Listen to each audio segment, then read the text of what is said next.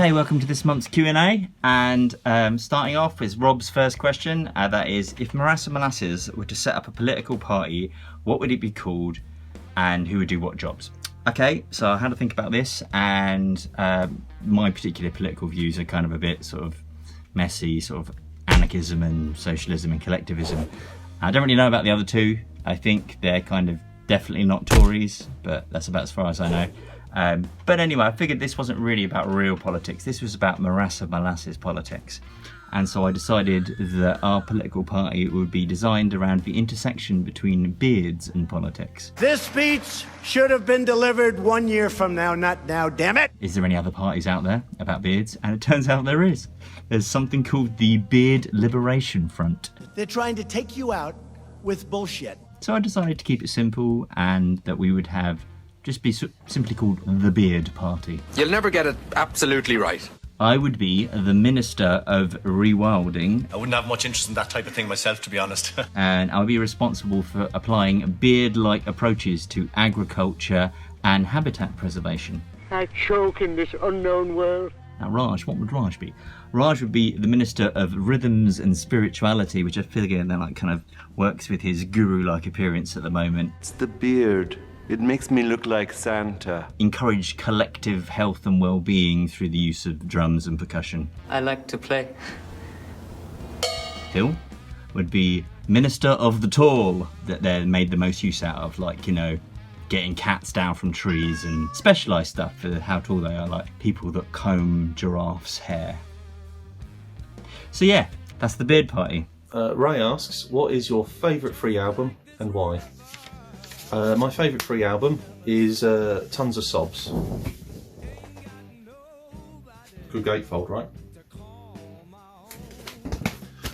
It's their debut album.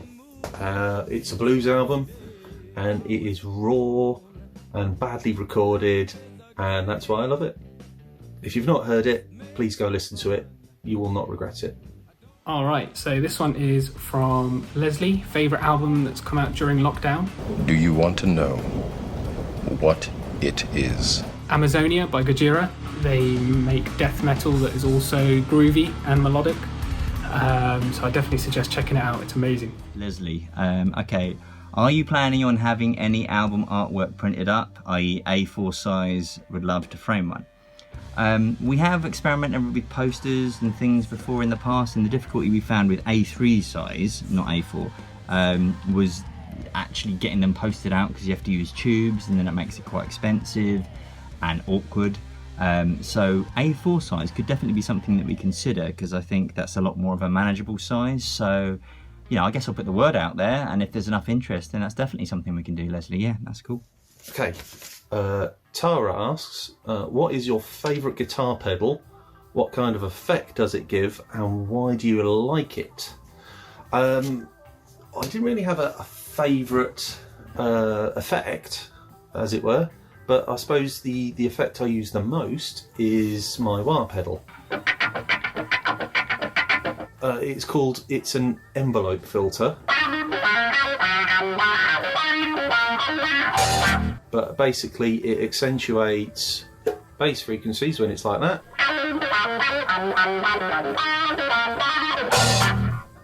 Treble frequencies when it's like that. And the middle ones when it's in the middle. It sounds exciting. Not only can you be heard over everyone, it sounds great. And yeah, that's why I like it. Alright, this one is from Darren. What do you not have on tour that you really wish you had? And what advice would you give to a band before they go on their first UK tour? So, I know what Bones and Lanky will say. Girlfriends. Oh, behave. I don't need to say that. Mine is right here. Hello. Oh, behave!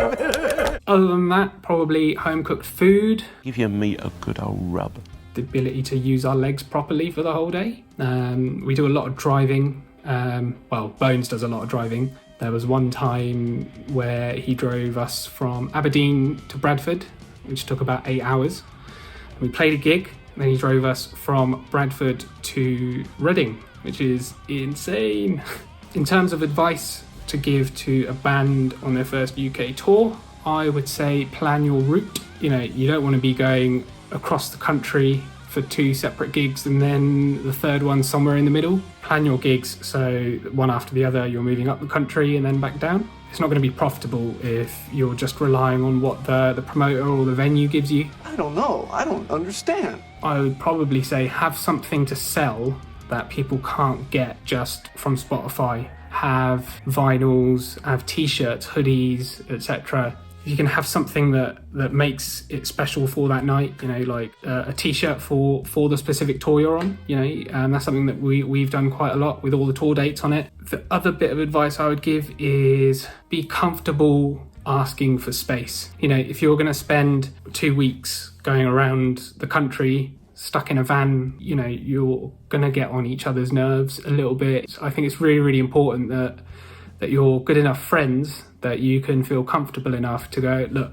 I'm just going to go for a walk for a bit. I just need some time on my own. You know, I think it's really healthy to be able to do that and understand that you're not always going to agree on stuff. You sometimes just need a time to, you know, just collect yourself and, like, you know, reground yourself and all that sort of stuff. I think that's really, really important to understand. But yeah, that's the advice I give.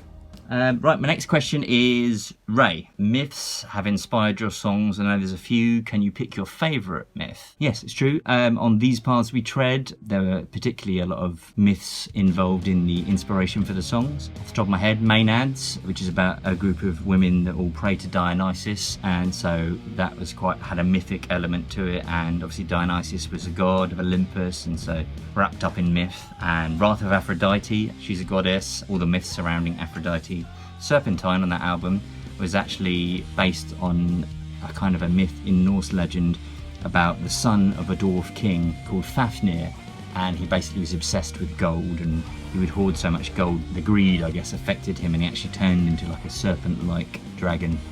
So that's Fafnir. If I was to think of my favourite, it's probably My Leviathan. The more I looked into the whole idea of Leviathans, I realised that it actually stretched across a lot of the pantheons, and so you had this Norse version where Thor fights with this sea serpent, and it's much more of a serpent type thing. You'll notice that like in the different versions of the myths through the different pantheons, the nature of the Leviathan can change, but it's all generally comes up from below in the water, and there's the symbology in that.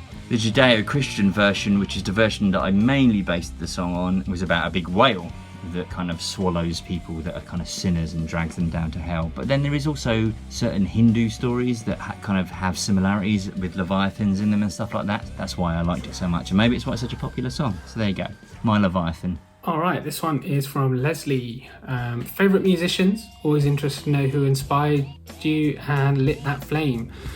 Okay, so my favourite musicians, I would say, are Brad Wilk from Rage Against the Machine. Just love the way he grooves. Lars Ulrich from Metallica. I really like his playing style. He gets a lot of stick. I'm not really sure why. I think he plays really musically, and he always compliments the other musicians. Like, he never really does anything that's kind of jarring, that makes you go, oh, why did you do that? And then, obviously, Clyde Stubblefield. We've got to get the funk on. And I would also say drummers like Ian Pace from Deep Purple and John Bonham. They would be my favourite musicians. In terms of who lit that fire, I'd probably have to go back to my childhood. And I used to listen to a style of Indian classical music called Qawwali, which has its roots in Arabic culture, actually, but really became popular after the Mughals invaded India.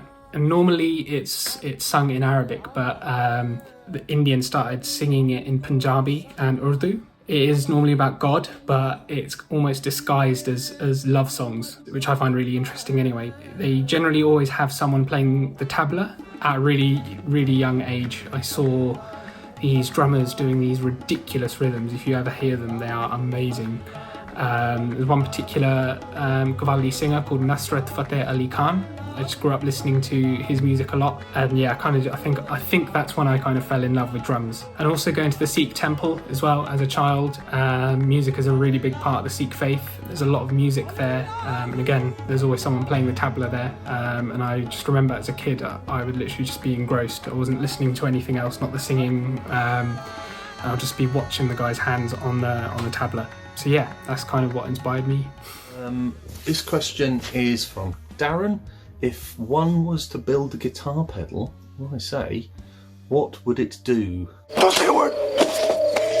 I've got one on the go now, actually. Groovy, baby. But it's basically like a looper pedal. A loop pedal.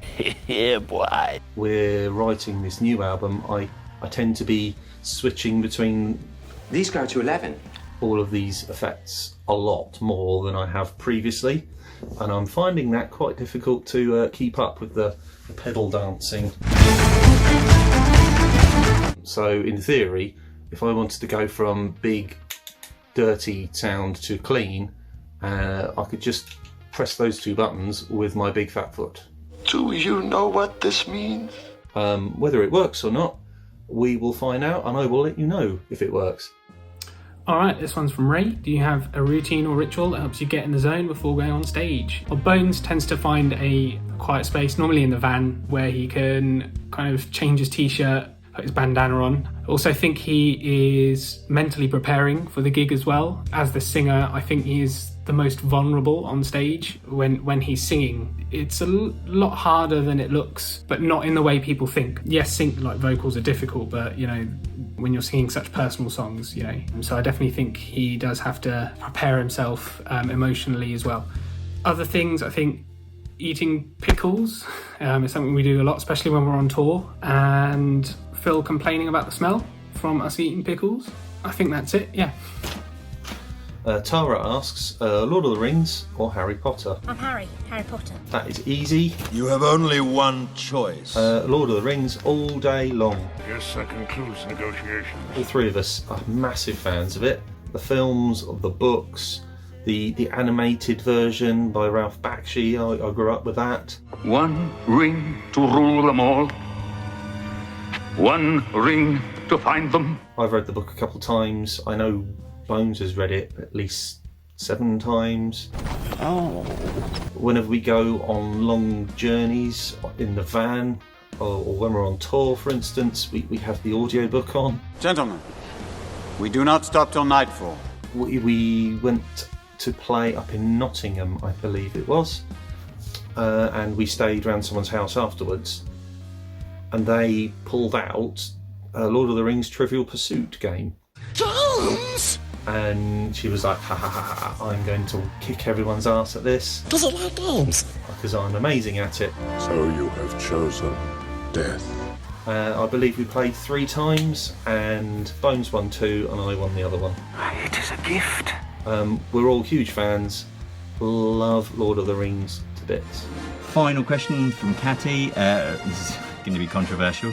Rank all the Star Wars movies in order of best to worst. Gonna make some enemies here. Okay, so especially Phil.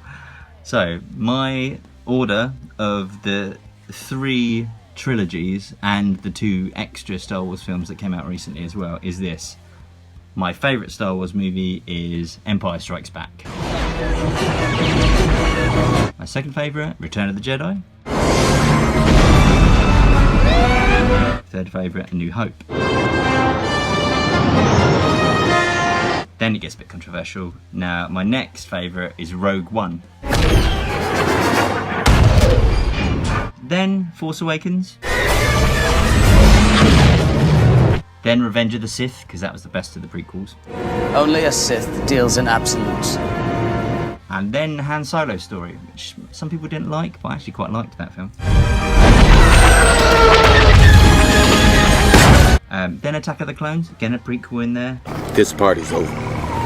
Last Jedi, bit of the new one. That's not too bad, Last Jedi.